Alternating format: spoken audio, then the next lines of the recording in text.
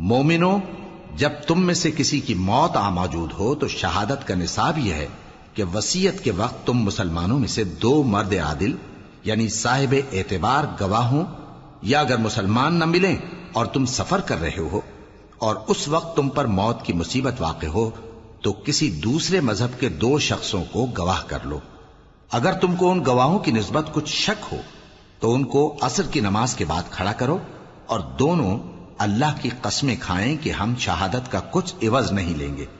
گو ہمارا رشتہ دار ہی ہو، اور نہ ہم اللہ کی شہادت کو چھپائیں گے۔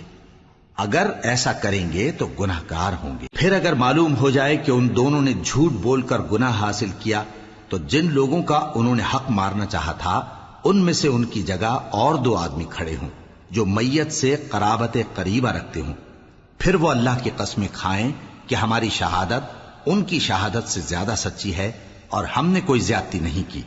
ایسا کیا ہو تو ہم بے انصاف ہیں۔